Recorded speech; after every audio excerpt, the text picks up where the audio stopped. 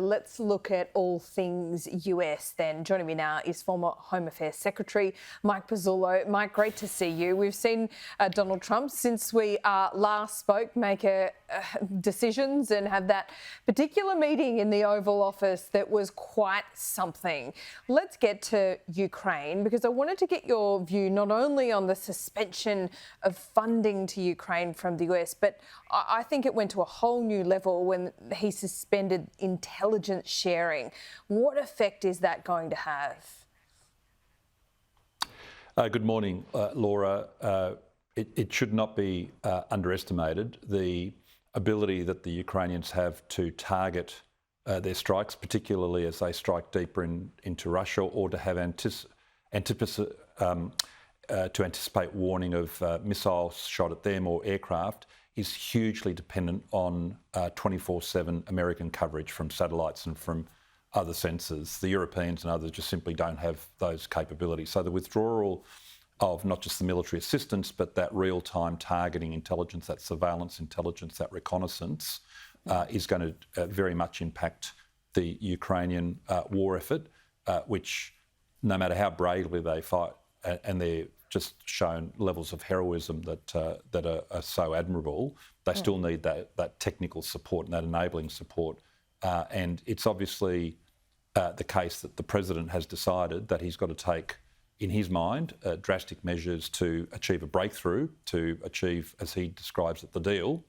And he's put a very significant card on the table in terms of making it clear to the Ukrainians that he means business. Yeah, and the message is not just to the Ukrainians about him meaning business, it's to the European Union and NATO as well, because one of Donald Trump's constant gripes is that Europe doesn't pay its fair share when it comes to defence spending, and he's really sought to highlight that through this limitation of intelligence sharing as well, because as you just pointed out, it can't do it with the European assets because it's all American money, American assets that is the linchpin here.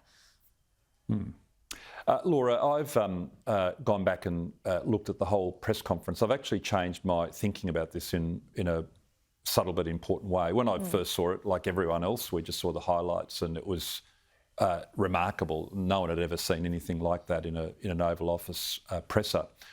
But that actually came at the very end of what was a quite extraordinarily long press opportunity, which, as you know, so-called pick-facts, as they're called in the trade, are very short and brief.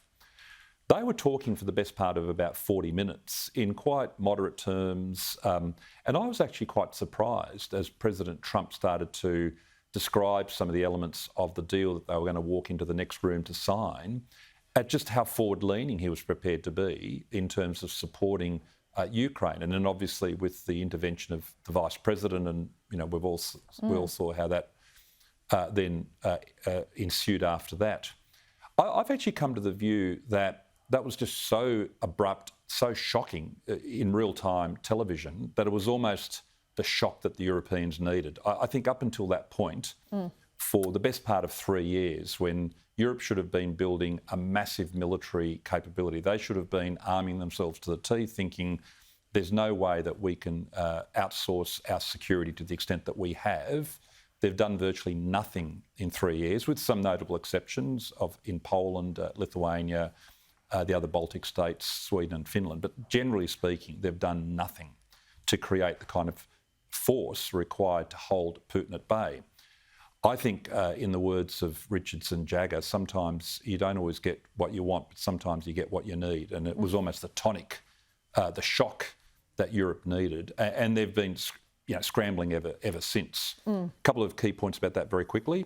One, they've been scrambling on the side of their conventional military, and the European Union and Commission presidents have said something about that, the French president, the British Prime Minister. But the other thing that it's unveiled, and I thought President Macron's speech earlier in the week was incredibly significant.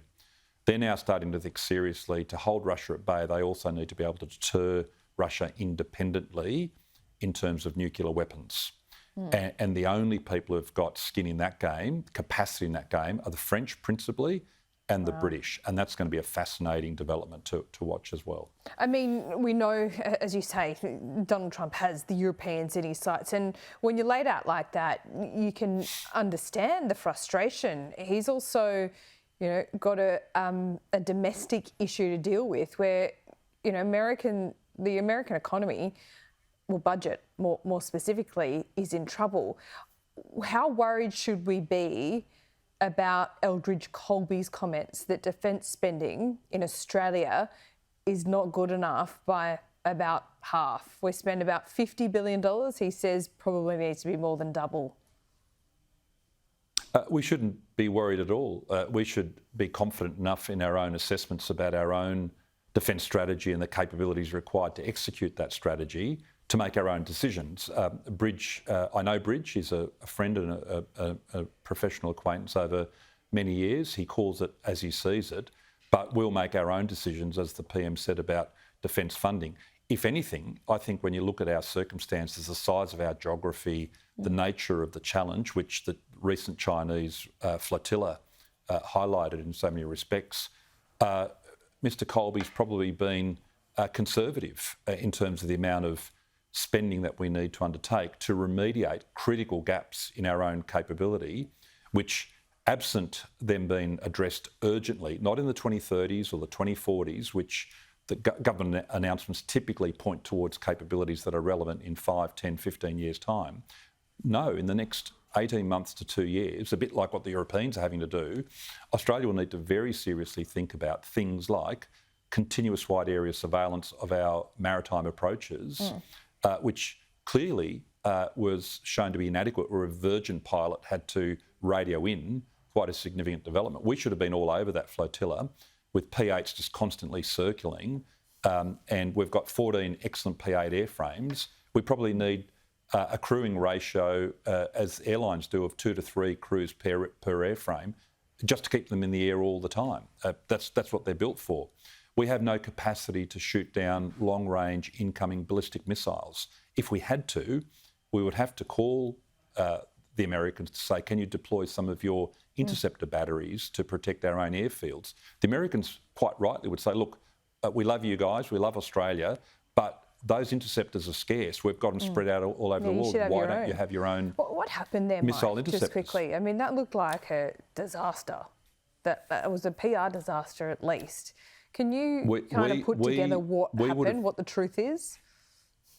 Well, insofar as we can piece it together, and I made some comments last week on this show with Holly, your stand-in, but I'll just very quickly reprise that. We would have known a long way out that they were coming. Our surveillance is very good, our intelligence is very good, and I won't go into how we might have known, but we share a lot of information with Indo-PACOM in Hawaii. To not have had a reception plan, as many other countries do. Many other countries have been probed by Chinese and Russian warships, aircraft, submarines. It's almost like a daily pattern.